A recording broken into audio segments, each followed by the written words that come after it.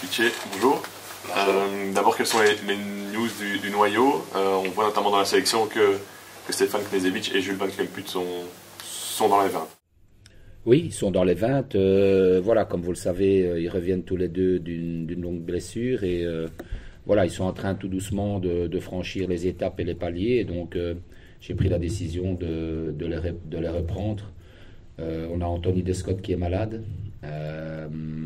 Donc il a dû s'absenter aujourd'hui. Et donc voilà, j'ai pris la décision de les reprendre tous les deux. Dans quelle mesure est-ce qu'on peut les voir sur le terrain aussi dès demain? On verra. On verra. Le fait d'être pris dans le groupe ne veut pas dire qu'ils seront sur le terrain, ou ça peut vouloir dire qu'ils seront sur le terrain. On verra.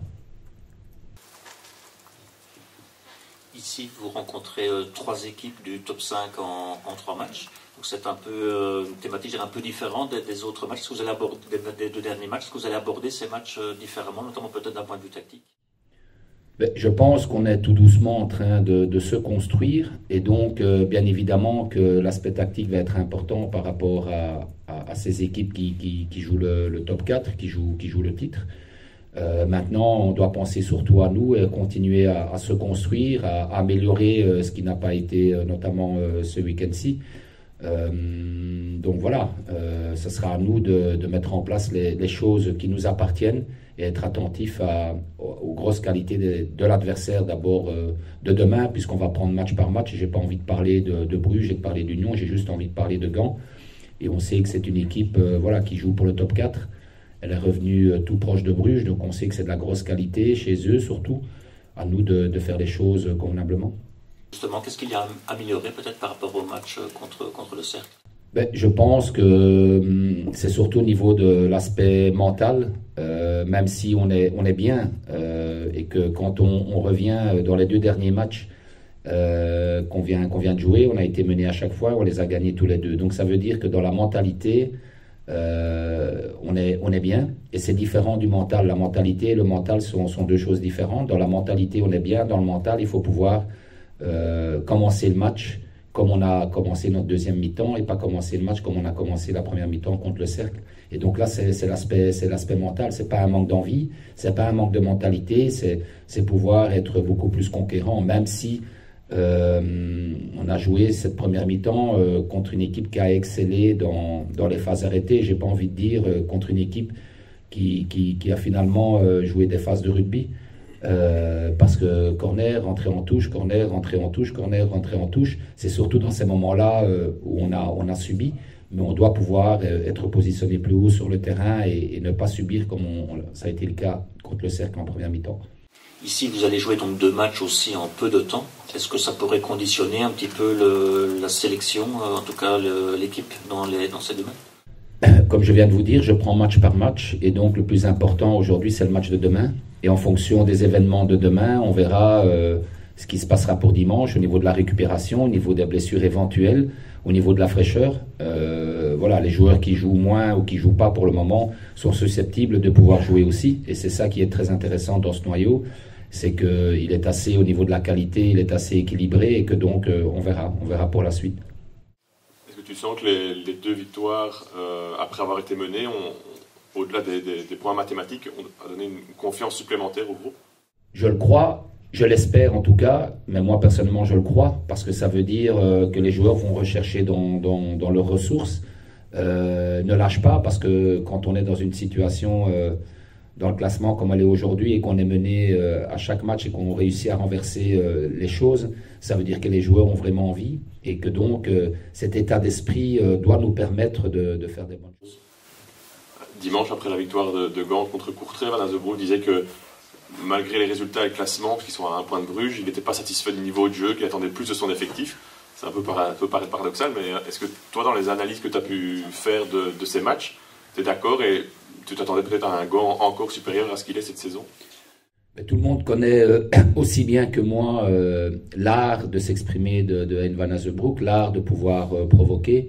Et donc, c'est dans sa manière d'analyser les choses qu'il s'est permis, ou en tout cas qu'il a fait les commentaires qu'il a fait. Mais il sait très bien que son équipe est consistante. Il sait très bien que son équipe a de la qualité. Il sait aussi que son équipe peut être meilleure, bien évidemment. Mais En même temps, il est là aux portes du top 4 et donc ça veut tout dire.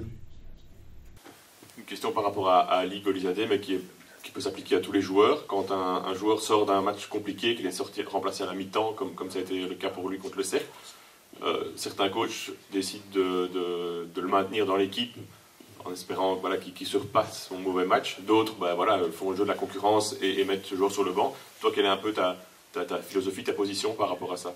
Ma position, la première, c'est que j'ai parlé bien évidemment avec lui. Je pense que c'est la première chose à faire, c'est qu'on se comprenne, de comprendre pourquoi il est sorti et qu'il sache ma façon de voir les choses. Et puis c'est à moi de prendre la décision, la bonne décision. Je fais partie des deux coachs que tu viens de citer, des deux profils différents. On verra quel profil j'aurai demain. Peut-être encore un mot sur Damien Marc.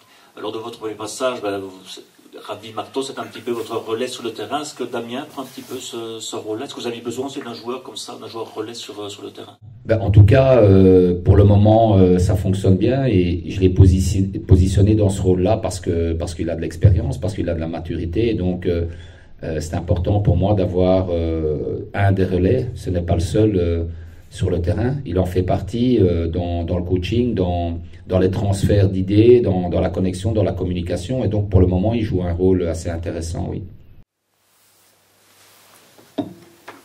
Un mot sur la mi-temps d'Amir Hosseinzadeh qui est bien monté contre le Cercle. Comment tu juges un petit peu son évolution, à la fois dans l'environnement de l'équipe et sur le terrain depuis que tu es là? Je trouve que Amir est un très très bon joueur. D'ailleurs, depuis que je suis là, si je ne me trompe pas, c'est notre meilleur buteur, en comptant les matchs amicaux, les matchs de préparation, si je ne me trompe pas. Et donc ça veut dire que c'est un joueur rempli de qualité, qui a du talent et qui fait du bien quand il rentre. Voilà, après, pour le moment, au niveau de la communication, même s'il évolue énormément, je pense qu'il doit s'améliorer tout simplement, mais c'est un garçon sur qui je compte évidemment. Quelle est sa meilleure place finalement? On a l'impression qu'il peut jouer à 2-3 positions. Je pense que sa meilleure place est dans le milieu. En tout cas, dans le système qu'on joue actuellement, c'est dans la ligne médiane. Il peut aussi jouer comme deuxième attaquant en rôle libre et dans un système différent. Avec un 4 arrière, je pense que sa meilleure position c'est ailier gauche, parce que c'est un joueur qui aime rentrer, c'est un joueur qui aime faire des actions. Donc il y a pas mal de possibilités avec lui. Il y a déjà eu donc 3 matchs sous ta direction. Est-ce que tu estimes être arrivé là où tu voulais déjà être arrivé à ce moment-ci, ou est-ce que maintenant on arrive peut-être aussi avec des matchs qui vont être un petit peu des révélateurs, vraiment des matchs qui vont pouvoir mieux vous situer? La seule chose que j'ai dit à mes joueurs, c'est que je veux tout gagner. Quelle que soit la position dans laquelle on est, on doit monter sur le terrain, pas pour calculer, mais pour avoir cette envie de tout gagner. Aujourd'hui, on n'a pas tout gagné, donc je ne suis pas où j'ai envie d'être. Je serai où j'ai envie d'être quand on enchaînera les victoires, quand on gagnera tout, quel que soit l'adversaire. Maintenant, c'est pas un manque d'humilité ou un manque de respect, c'est juste ma philosophie, ma façon de voir les choses, c'est que on doit s'arracher, on doit croire en soi, on doit croire aux autres, on doit être dans une énergie positive, on doit être positif et on doit croire en ses qualités. Il y a de la qualité dans ce groupe-là. Le tout, c'est de le penser tous ensemble et de croire que chaque match est là pour pouvoir le gagner et non pas uniquement pour défendre ou pour prendre un point en se disant qu'il n'y a aucune chance dans ce match-là. On construit sur ces bases-là. Maintenant, il y a toujours possibilité de faire mieux. D'abord, le fait de ne pas être mené, ce serait déjà une bonne chose quand on a la chance de gagner un match, et pas être dans la réaction, être aussi dans l'action. Pouvoir nous prendre les choses en main directement et montrer à l'adversaire qu'on veut être beaucoup plus conquérant. Tu parlais de la communication de Van Azebroek vis-à-vis des journalistes et de son groupe. Est-ce que quand tu dis il y a 2 matchs, je pense que Charleroi joue plus le maintien que le top 8 à l'heure actuelle, au regard du classement, c'est pas aussi une petite manière pour toi de piquer un petit peu tes joueurs? Je ne sais pas, ça il faudra leur demander, mais j'essaye d'être le plus réaliste possible. Si le message envers mes joueurs est de tout gagner, le message réaliste par rapport au classement aujourd'hui, c'est qu'on joue le maintien. Après, je fais tout pour qu'on sorte de cette idée-là, pour qu'on puisse jouer autre chose, bien évidemment. Mais ça, on ne le saura que dans quelques semaines. Je ne peux pas vous en parler aujourd'hui. Mais bien évidemment qu'on a envie d'autre chose par rapport à ce que ce club mérite, par rapport à ce que ce groupe mérite. Il mérite certainement autre chose que de batailler pour le maintien jusqu'en fin de saison. Mais c'est à nous de le montrer sur le terrain, parce que parler, c'est facile. Mais la situation d'aujourd'hui, elle est là. Et il faut être réaliste.